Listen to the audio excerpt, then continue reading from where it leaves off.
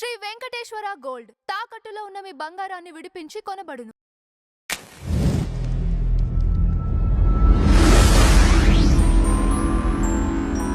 Sir నమస్తే. నమస్తే. Sir టాలీవుడ్‌లో ఎగ్జిబిటర్స్‌కి అలానే ప్రొడ్యూసర్స్‌కి ఏదో ఒక క్లాష్ వచ్చింది. అది ముదురుతోంది అని తెలుస్తోంది. అసలు ఆ క్లాష్ ఏంటి? అలానే నాగవంశీ గారు కూడా కొన్ని స్టేట్మెంట్స్ పాస్ చేయటం జరిగింది. దేనివల్ల సార్? అంటే నిర్మాతలకి వీళ్ళకి ఎగ్జిబిటర్ అంటే థియేటర్ యాజమాన్యం. హుహు. థియేటర్ యాజమాన్యంలో కూడా ఒక చీలిక తీసుకొచ్చారు నిన్న గిల్ట్ మీటింగ్‌లో. అది కొంతమంది లీజుదారులు కూడా ఉన్నారు దానిలో. లీజుదారులు ప్రొవోక్ చేసి చేయిస్తున్న గొడవ ఇది. యాక్చువల్ ఎగ్జిబిటర్స్ తక్కువ ఉన్నారు. అంటే కౌలు రైతులు ఎక్కువ ఉన్నారు. ల్యాండ్ లార్డ్స్ తక్కువ ఉన్నారు అన్నట్టుగా మాట్లాడాడు ఆయన. అయితే యాక్చువల్ గొడవ ఏంటంటేనండి, ఇక్కడ ఎగ్జిబిటర్ సినిమా వేస్తాడు. హ్మ్. సినిమా వేసేటప్పుడు వాళ్ళకి రెంటల్ పద్ధతి మొదటి నుంచి ఉంది, ఇప్పుడు కాదు. 1921 నుంచి ఉన్నది రెంటల్ సిస్టమే. 21లో మొదటి టాకీస్ వచ్చింది తెలుగు రాష్ట్రాల్లో, ఓకే. మారుతి టాకీస్. అక్కడి నుంచి ఉన్నది వీళ్ళు చెప్తున్నట్టుగా రెంటల్ పద్ధతి. అంటే ఎన్ని రోజులు సినిమా ఆడితే థియేటర్కి ఒక రెంట్ ఉంటుంది. ఆ రెంట్ పే చేసేస్తారు వీళ్ళు. హ్మ్. ఇన్ అడ్వాన్స్ ఇస్తారు. సినిమా ఇన్ని రోజులు ఆడుతుంది అనే ఉద్దేశంతో ఇస్తారు. అది నడుస్తూ ఉంటుంది. నడుస్తున్న టైంలో ఎన్ని రోజులు ఆడితే అన్ని రోజులు పేమెంట్ వెళ్ళిపోతుంది వాళ్ళకి. ఈ పద్ధతి నడిచేది. అదే పద్ధతి ఇప్పటికీ నడుస్తుంది అని చెప్తున్నారు వీళ్ళు ప్రొడ్యూసర్లు. ఓకే. కానీ ఇదే టైంలో మధ్యలో మల్టీప్లెక్స్లు వచ్చినాయి. మల్టీప్లెక్స్లు వాళ్ళు పర్సంటేజ్ తీసుకుంటారు. పర్సంటేజ్ అంటే అగ్రిమెంట్ ప్రకారం వాళ్ళు 10%, 20% అనేది ఆ సినిమా కెపాసిటీని బట్టి ఒక డెసిషన్ తీసుకుని వాళ్ళకి సినిమా ఇస్తారు. వాళ్ళ థియేటర్లో తెగినటువంటి టిక్కెట్లు అది ఎంత కలెక్ట్ చేసిందో ఆ డబ్బుల్లో పర్సంటేజ్ ఇస్తారు వాళ్ళకి. ఓకే. ఇది బాగుంది ఈ పద్ధతి, దీన్ని మాకు కూడా ఇంప్లిమెంట్ చేయండి అని సింగిల్ స్క్రీన్ వాళ్ళు అడుగుతున్నారు. అడుగుతుంటే ఇది చాలా కాలంగా జరుగుతున్న గొడవ, ఈరోజు మొదలైంది కాదు. అయితే మధ్యలో కొంతమంది ప్రొడ్యూసర్లు వీళ్ళ బాధలు చూసి, నిజానికి సింగిల్ స్క్రీన్స్ అనేవి హీరోల ఇమేజ్ని పెంచడానికి ఉపయోగపడతాయి. అంటే ఈ డబ్బులు వేయటము, పూలు వేయటము, కాగితాలు విసరటం, ఈ గోలంతా అక్కడే నడుస్తుంది. కాబట్టి హీరోలకి అవే అవసరం వాళ్ళ ఇమేజ్ బూస్టప్ కోసం. కానీ ఈ కండిషన్ అంతా అర్థం చేసుకుని కొంతమంది ప్రొడ్యూసర్లు వాళ్ళకి లాభం చేకూరేలాగా కొన్ని ప్రయత్నాలు చేశారు ఇండివిజువల్ స్థాయిలో. అంటే పర్సంటేజ్ ఇచ్చారు, కొన్ని సినిమాలకి ఇస్తూనే ఉన్నారు. కానీ ఇది ఒక స్ట్రక్చరల్గా జరగటం లేదు. రెంటల్ పద్ధతే జరుగుతోంది ఎక్కువ. అయితే రెంటల్ పద్ధతి వలన లాభము ఉంది, నష్టము ఉంది. పెద్ద హీరో సినిమా పడి ఆ థియేటర్లో లేదు, ఆ లొకాలిటీలో 4 థియేటర్లలో ఆ సినిమా రిలీజ్ అయ్యి ఒక 2 కోట్లు కలెక్ట్ చేసింది అనుకుందామండి. ఓకే. అదే టైంలో ఒక మల్టీప్లెక్స్లో కూడా ఆ సినిమా రిలీజ్ అయ్యి అక్కడ ఉన్నటువంటి స్క్రీన్స్లో అది కూడా ఒక 2.5 లక్షలు కలెక్ట్ చేస్తుంది. చేసినప్పుడు వాళ్ళకేమో 10%, 20% స్ట్రైట్ అవే దీనిలోంచి డబ్బులు వెళ్ళిపోతాయి. వీళ్ళకి కేవలం రెంట్ వెళ్తుంది. దాంతో మేము నాశనం అయిపోతున్నాం అని మాట్లాడుతున్నారు వాళ్ళు. ఓకే. ఇదే టైంలో చిన్న సినిమాలు రిలీజ్ అవుతాయి. చిన్న సినిమా రిలీజ్ అయినప్పుడు వాళ్ళకి రెంటలే బెటర్. ఎందుకంటే తెగే టిక్కెట్లు తక్కువ ఉంటాయి. ఆ తక్కువ టిక్కెట్లలో పర్సంటేజ్ ఇచ్చినా వాళ్ళకి గిట్టుబాటు కాకపోవచ్చు ఒక్కొక్కసారి. అది చూపించి రెంటల్ సిస్టమే బెటర్ మీకని చెప్తున్నారు వీళ్ళు. ఓకే. ఇక్కడ చెప్పి మాకేమో పెద్ద హీరోల దగ్గర గండి కొడుతున్నారు ఆదాయానికి అనేది వాళ్ళ గొడవ. రెండోది వాళ్ళు మొదటి నుంచే అడుగుతున్నది ఏంటంటే ఫీడింగ్ లేదు మాకు. అంటే పెద్ద సినిమాలు పట్టడం లేదు. పెద్ద సినిమాలు పడితే తప్ప జనాలు థియేటర్కి రావటం లేదు. చిన్న సినిమాలు అడపాదడపా సక్సెస్ అవుతున్నాయి, కానీ వాటి సక్సెస్ రేట్ తక్కువే ఉంది. కారణం థియేటర్లు ఆడియన్ ఫ్రెండ్లీగా లేకపోవడం వలన జనాలు సినిమాకి రావడానికి కొంత ఇబ్బంది పడుతున్నారు. సినిమా పర్వాలేదు, ఒక మోస్తరుగా ఉందంటే థియేటర్కి రావట్లేదు. ఎక్కడో చోట డౌన్లోడ్ చేసుకుని చూస్తున్నారు. ఇప్పుడు సినిమా అనేది జేబులోకి వచ్చేసింది, సెల్ ఫోన్లోకి వచ్చేసింది. కాబట్టి చూస్తున్నారు. నెమ్మదిగా ఓటీటీలో చూద్దాం అనుకుంటున్న వాళ్ళు ఉన్నారు. థియేటర్కి వచ్చి డబ్బులు ఖర్చు పెట్టడానికి జనాలు ప్రిపేర్ అవ్వడం లేదు. కనుక ఈ పరిస్థితి మారాలి అనేది కూడా ఒక అభిప్రాయం ఉంది. అంటే సింగిల్ స్క్రీన్ బతకాలంటే అవి ఇప్పటికీ ప్రజాసేవ చేస్తున్నట్టుగానే చూడాలి. ఓకే. అంటే తక్కువ ధరకి వాళ్ళు సినిమా చూపిస్తున్నారు కంపారిటివ్గా మల్టీప్లెక్స్లతో పోలిస్తే. తక్కువ ధరకు చూపిస్తున్నారు, అక్కడ స్నాక్స్ కూడా తక్కువ ధరకే దొరుకుతాయి. కానీ మల్టీప్లెక్స్ల్లో టికెట్ రేటు మీద 3 స్నాక్స్కి వసూలు చేస్తున్నారు వాళ్ళు. నిన్న నాగవంశీ గారు మాట్లాడుతూ గిల్ట్ నుంచి అంటే ఎగ్జిబిటర్ల సమస్య గురించి మాట్లాడుతూ మీకు ఎంతసేపు మీకు రావాల్సిన డబ్బుల గురించి మాట్లాడుతున్నారు కానీ మీ థియేటర్లలో ఫెసిలిటీస్కి మల్టీప్లెక్స్ల్లో ఫెసిలిటీస్కి ఏవైనా పోలిక ఉందా అని మాట్లాడాడు. మీ కంపు కొట్టే టాయిలెట్లు అని కూడా వాడాడు ఆయన పదం. దానికి వాళ్ళు రిప్లై ఇచ్చారు, మీరు మాకు పర్సంటేజ్ ఇవ్వండి, మేము 1 ఇయర్ లోపు థియేటర్లన్నీ మీరు అనుకుంటున్న లెవెల్కి తీసుకొస్తాం. మా దగ్గర ఇప్పుడు అసలు ఏం చేయటానికి డబ్బులు లేవు.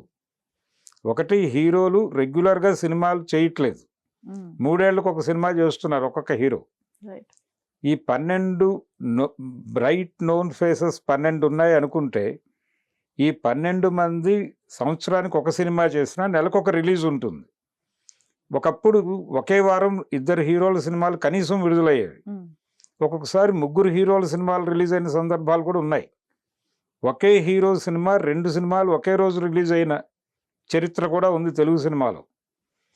అది అలాంటి రోజులు వెళ్ళిపోయినాయి. వెళ్ళిపోయి ఇప్పుడు ఒక్కొక్క హీరో 3 ఏళ్లకు ఒక రిలీజ్ పెడుతున్నాడు. దాంతో ఏం జరుగుతుందంటే చిన్న సినిమాలతోనే బతకాల్సి వస్తుంది. ఎప్పుడైనా వచ్చే పెద్ద హీరో సినిమాలకి మాకు వెసులుబాటు కల్పిస్తే పర్సంటేజ్ ప్రకారం మేము ఆ డబ్బులు దగ్గర పెట్టుకుని మిగిలిన ఖాళీగా ఉన్న రోజులు గడుపుకుంటాం. నిజానికి ఈ సింగిల్ స్క్రీన్స్ అన్నీ ప్రైమ్ లొకాలిటీస్లో ఉన్నాయి ప్రతి ఊళ్ళోనూ. ఆ ప్రైమ్ లొకాలిటీస్లో కొన్ని థియేటర్లు 100 కోట్లు వాల్యూ చేసేవి కూడా ఉన్నాయి, అంటే రియల్ ఎస్టేట్ రేట్ల ప్రకారం చూస్తే. అందుకని చాలామంది ఈ సినిమా వ్యాపారం వదిలి వేరే వ్యాపారాల్లోకి వెళ్ళిపోతున్న వాళ్ళు చాలా మంది ఉన్నారు. ఇప్పుడు పెద్ది సినిమా గురించి మాట్లాడుతున్నారు కాబట్టి పెద్దికి ముందు Ram Charan successful cinema triple R నుంచి పెద్దికి మధ్యలో దాదాపు 50% థియేటర్లు వెళ్ళిపోయినాయి అని ఒక ఎగ్జిబిటర్ మాట్లాడాడు. నిజమే అది. ఓకే. అంటే సినిమా రాజధానిగా చెప్పుకునే విజయవాడలో చాలా థియేటర్స్ మూతపడిపోయినాయి. ఎన్టీ రామారావు గారి కుటుంబానికి చెందిన 2 థియేటర్లు ఉండేవి అక్కడ, కళ్యాణ్ చక్రవర్తి, కపర్ధి అని. ఆ 2 పగలగొట్టేసి వాళ్ళు షాపింగ్ కాంప్లెక్స్ కడుతున్నారు అక్కడ. సో అది ఆ 2 వెళ్ళిపోయినాయి. శాంతి ప్రశాంతి అని ఉన్నాయి, అవి వెళ్ళిపోయినాయి. ఆ తర్వాత అన్నపూర్ణ, శకుంతల అనే 2 థియేటర్లు మూతపడిపోయినాయి. వాళ్ళు పగలగొట్టేసి షాపింగ్ కాంప్లెక్సే కడుతున్నారు. ఆ పగలగొట్టడానికి ముందు రోజు ఆయన ఒక ప్రెస్ మీట్ పెట్టి ఒక మాట అన్నాడు, ఒకప్పుడు చాలా అద్భుతంగా నడిపాం, మాకు చాలా గౌరవప్రదంగా ఉండేది మా జీవితం, కానీ ఇప్పుడు పరిస్థితి ఏంటంటే 2 థియేటర్ల మీద 8 షోస్ వేస్తే 100 టికెట్ల కంటే తెగట్లేదు అన్నాడు ఆయన. ఓకే.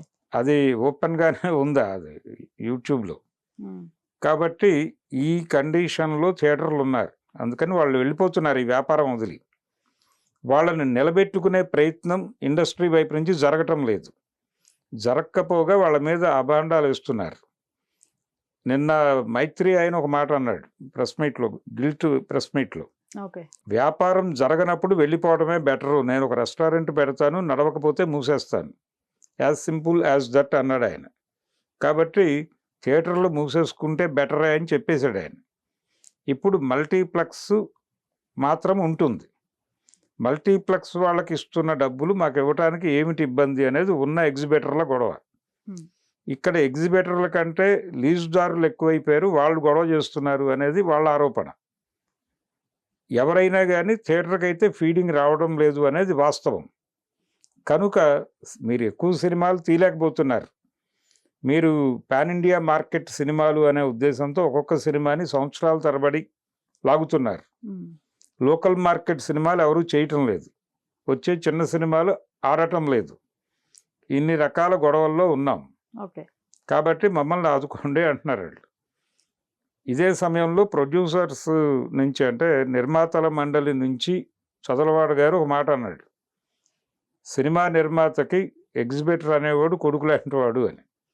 అయ్యా ఇక్కడ మల్టీప్లెక్స్లు సింగిల్ స్క్రీన్ 2 ఉన్నాయి అంటే ఆయన ఏమన్నాడంటే సింగిల్ స్క్రీన్ వాడు మొదటి నుంచి మాతో ట్రావెల్ అవుతున్నాడు కాబట్టి వాడు పెద్ద కొడుకు, మల్టీప్లెక్స్ చిన్న కొడుకు అన్నాడు ఆయన.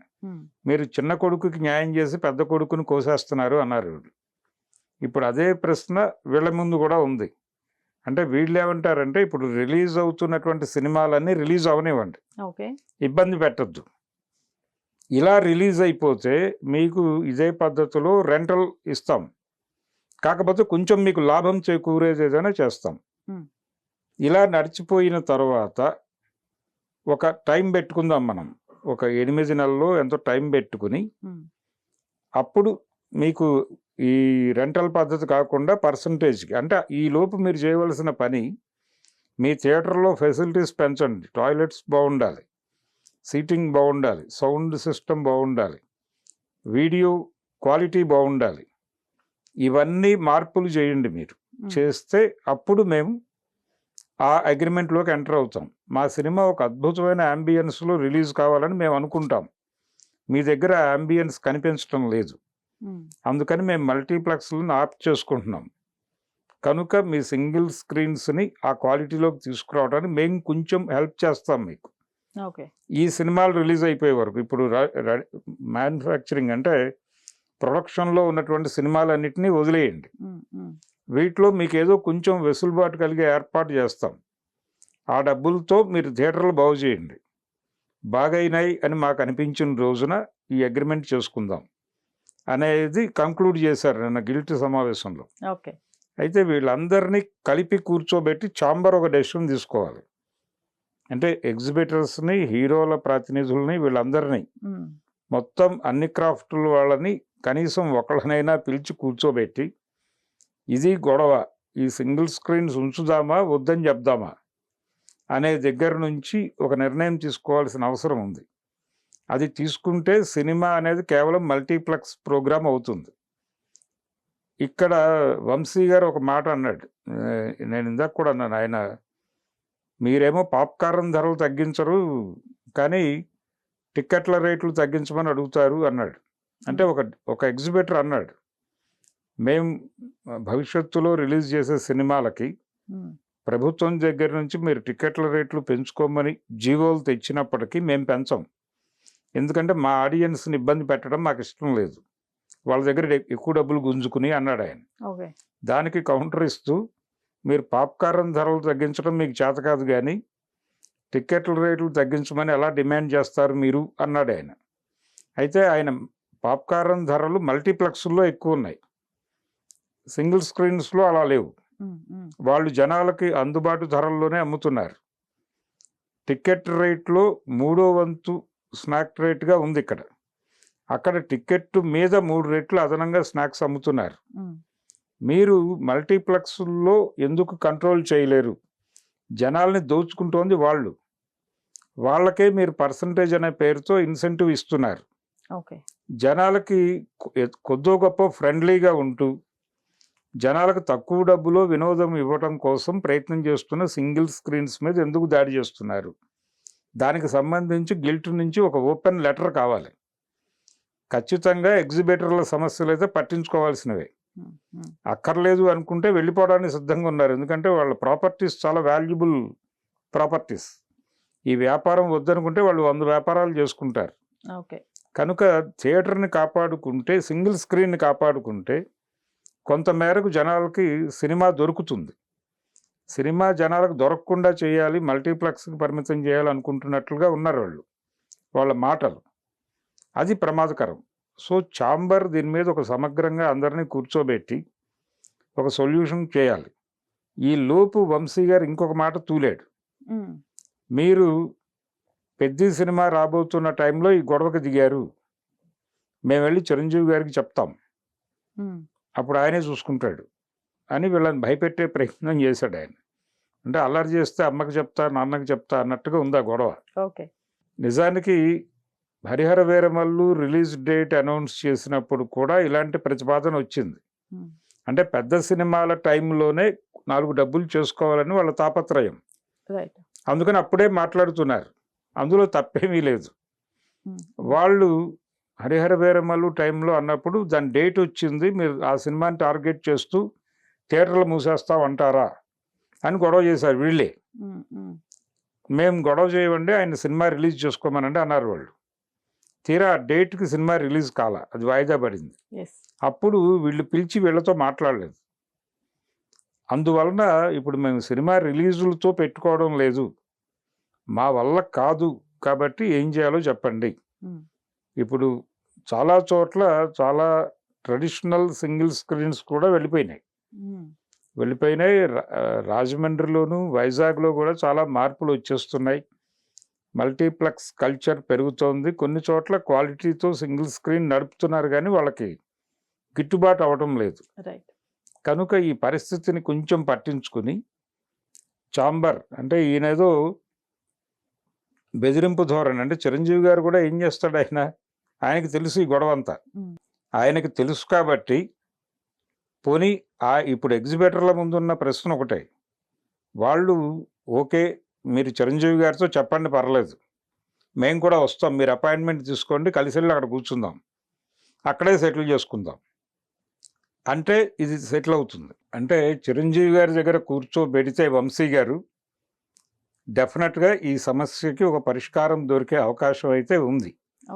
ఆ పని చేయమని ఎగ్జిబిటర్లు అందరూ వంశీ గారి దగ్గరికి వెళ్ళి కూర్చోవాలి. ఇప్పుడు ఓకే మాస్టర్, మీరు చెప్పినట్టుగా చిరంజీవి గారి దగ్గరికి వెళ్దాం, మాకేం అభ్యంతరం లేదు, రండి వెళ్ళిపోయి అక్కడే కూర్చుందాం అని చెప్తే ఆయన సెటిల్ చేస్తాడు. అలా అయినా జరగాలి, లేకపోతే ఛాంబర్ చొరవ తీసుకోవాలి. ఛాంబర్ చొరవ తీసుకొని వీళ్ళకి ఏదో మేరకు బెటర్మెంట్ అయితే కావాలి. రెంటల్ పద్ధతిలో మేము మా వల్ల కాదు అని చెప్పేశారు వాళ్ళు. కాబట్టి పెద్ద హీరోల సినిమాలు రిలీజ్ అయినప్పుడు పర్సంటేజ్ మీద వచ్చిన డబ్బులు దగ్గర పెట్టుకొని చిన్న సినిమాలు అప్పుడు వచ్చిన నష్టాల్ని భరిస్తాం అని చెప్తున్నారు వాళ్ళు ఇప్పటికీ. ఒకవేళ సింగిల్ స్క్రీన్ వద్దనుకుంటే అప్పుడు జనాలకి ఎంటర్టైన్మెంట్ అనేది భారంగా మారుతుంది కాబట్టి ప్రభుత్వాలు చొరవ చేసి కమ్యూనిటీ థియేటర్లు ఏర్పాటు చేయాలి. ఒకవేళ ఆ ఆలోచన ఏమైనా ప్రభుత్వానికి ఉందా, ఇందులో ప్రభుత్వం కూడా ఇన్వాల్వ్ అవ్వచ్చు. ఎగ్జిబిటర్ల గొడవలు సినిమా శాఖ ఉంది, అక్కడ సినిమాటోగ్రఫీ మినిస్ట్రీ ఉంది, 2 రాష్ట్రాల్లోనూ మంత్రులు ఉన్నారు, వాళ్ళని కూడా ఇందులోకి దింపితే ఇది పబ్లిక్ ఇష్యూ కింద మారుతుంది. ఎగ్జిబిటర్ ఇప్పటిదాకా తన సమస్యగా మాత్రమే మాట్లాడుతున్నాడు, కానీ ఇది ప్రేక్షకుడి సమస్య కూడా. ప్రేక్షకులందరూ ఆర్గనైజ్డ్గా లేరు కాబట్టి మనం ఏం చేసినా పర్వాలేదు అన్నట్టుగా ఈ నిర్మాతలు మాట్లాడుతున్నారు. పర్టికులర్గా గిల్ట్ నిర్మాతల మండలి అలా లేదు. ఈ గిల్ట్ నుంచి అలాంటి కొంచెం దూకుడు మాటలు వస్తున్నాయి. ఈ దూకుడు మాటలని కంట్రోల్ చేసి వాస్తవ పరిస్థితిని పట్టించుకుని వాళ్ళకి న్యాయం చేయాల్సిన అవసరం అయితే బలంగా ఉందనేది నేను ఫీల్ అవుతున్నానండి. Right, thank you. Thank you.